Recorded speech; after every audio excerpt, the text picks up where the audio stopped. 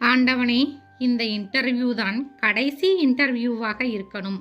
வேண்டிக்கொண்டே நெற்றியில் விபூதி இட்டு கொண்டான் ராகவன். ராகவா, வாசல்ல யார் வராங்கன்னு பார்த்துட்டு போ. அம்மாவின் வழக்கமான வார்த்தைகள் எதிரொலித்தன. என்ன பார்த்து என்ன பயன்? இன்னமும் நமக்கு விடிவு காலம் பிறக்கலையே, மனதிற்குள் சொல்லிக்கொண்டே வாசலுக்கு வந்தான். ஒரு இறுதி ஊர்வலம் வந்து கொண்டிருந்தது. நல்ல சகுனமாக ராகவன் மனதிற்கு பட்டது.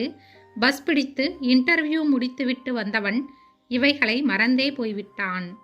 1 மாதம் ஓடியிருக்கும். அவன் இன்டர்வியூவிற்கு போய்விட்டு வந்த கம்பெனியிலிருந்து வேலையில் சேரச் சொல்லி ஆர்டர் வந்திருந்தது.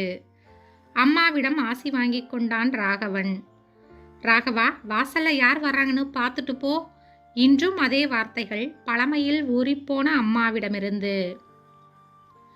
பழைய நினைவுகள் பளிச்சிட்டன. அன்று எதிரே ஒரு இறுதி ஊர்வலம் வந்தது. எவ்வளவு நல்ல சகுனம்! யாரோ எவரோ அவரோட ஆத்மா சாந்தி அடையட்டும் என சொல்லிக்கொண்டே வாசலுக்கு வந்தான். வெள்ளை புடவையில் ஒரு விதவை வந்து கொண்டிருந்தாள். ராகவன் மனம் சங்கடப்பட்டது.